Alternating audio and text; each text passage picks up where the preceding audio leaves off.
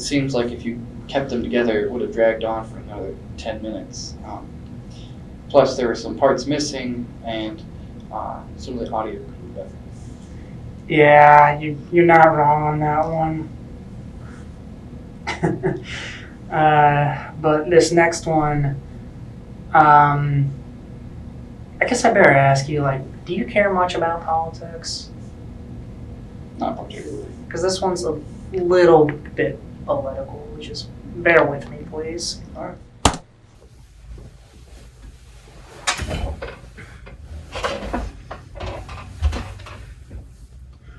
Good morning, America. I know it's been a while since I've talked about politics, but today is a special day. I'm running for president. I know that I said back in 2016 I was running and I kind of chickened out, but... That is why, on June 1st, 2017, I'm officially running for President of the United States in 2020. This time I'm serious, because on the subject of birds, the ego of our great nation is dead. Left wing, right wing, it doesn't really matter when the bird is just a vulture. But that's just the reason why this country's corpse needs to be injected with some young blood. That's why I'm running. Now, I know I haven't even graduated college yet.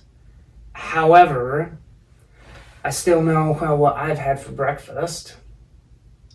And I promise you guys, once I'm elected, not only will we pay for our own ice cream, like I promised in my last run, but we will also be able to have it whenever we want, wherever we want. Thank you, America, and good night. And cut. Alright, so how much more of these do we gotta do? Let me see. I'd say about 5. God fucking damn it. 5 more of this shit? Really? Yeah, I gotta get the positions, try to fix the angling a little bit. Yeah. Okay, fuck it, let's just power through. Alright, let's do it.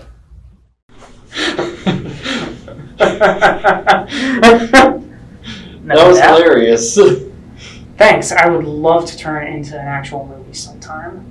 Well, your acting certainly got better here. Thank you. I mean, I tried to imagine myself speaking to the masses out there, right? And I even thought, like, picture everyone naked, even though, like, I was half naked in that. I mean, for one, actors have to listen to the director, right? But I also feel like their second job in that is they're supposed to, like, find out what works and what doesn't. And that's kind of what I was trying to do, like, even when I was doing the scare acting, where I was trying, like, all these different things. But I still had to listen to, like, my director or supervisor, because there were a couple things that I tried that, well, let's just say they were safety hazards. So, there's the first rule. My second guideline, is that I think that actors should draw on, like, their past experiences in life, or, like, say if there was, like, some sort of, like, tragic moment in their life, like, they can use that to, like, to sort of, like, fuel their acting if they're supposed to seem sad. And, like, I mean, it might be a bad thing to say, but, like, even better if, like, those memories actually, like, make them start to cry on camera. I'm sorry, that was horrible. I'm trying to say, but I mean that's how I feel. What was that one flashback scene though? The black and white was a bit blurry. Yeah, so that was originally that wasn't actually a short film. That was sort of a monologue script that I did, like, way back when I was in high school. So, like, we had this one class that was about, like, speeches and stuff, and I decided to give, like, a mockery of, like, a presidential speech, or I'm making fun of, like, a lot of the political figures way back in the 2016 election. You want to see it? Sure, let's check it out. Thank you, everyone, for coming to the circus. Today, I'm going to be here to talk about the presidential elections this year. There's not much to say, though, because that's basically what this is, a 3-ring circus. None of the candidates are fit to run the United States. Take Donald Trump, for instance. We're talking about a guy who believes that he's Tony Stark, but without the Iron Man armor, and who has taken the Game of Thrones thing a little bit too literal, what with the 700-foot tall wall, and has a terrible hair. The problem is, Donald isn't Batman, nor is he Iron Man. He's just a guy with a lot of money who wants to keep people out of his little sandbox. Now, I'm not trying to compare him to Hitler, or even Andrew Jackson for that matter. I'm just comparing him to Joffrey Baratheon, and I hope that he doesn't have my tongue cut off for it. And then there's Hillary Clinton. To start with, her opinions change faster than you can say email server. And speaking of those emails, that server wasn't the only thing she wiped in the bathroom. I was wondering why something smelled funny in there, though. Well, the smell's probably because she never got rid of her husband, Bill Clinton. I mean, by now, her marriage with Bill is so strained, it's basically just held together by a dusty piece of paper and a few vows, which are now empty. Does this nation really want that type of relationship with its president? Because if we do, then we need to have a divorce. I mean, pronto. But on the bright side, if Bill ends up having another affair, at least it won't be in the Oval Office this time. Finally, we've got Bernie Sanders. He's like the Colonel himself, even as old as him too, but it ain't chicken he's selling. He might mean well when he speaks of free college, but I'm gonna guess that you really do become senile when you get older, because apparently he believes that he can pull money out of thin air, or that they can grow on trees magically. You know who else thinks like that? A crazy person. That's who. And you know what? It kinda reminds me of that one mumbling guy from that Batman movie. I think his name was the Riddler? Hold on, let me check. We will take this country back from the corrupt and give it to you, the people of the United States, and I will give you free college. You see what I mean?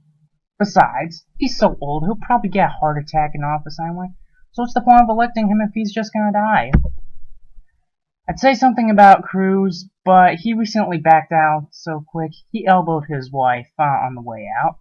He was probably just too scared that the religious zealots kept calling him Lucifer in the flesh, especially since he found out that the actual Satanists took offense to that.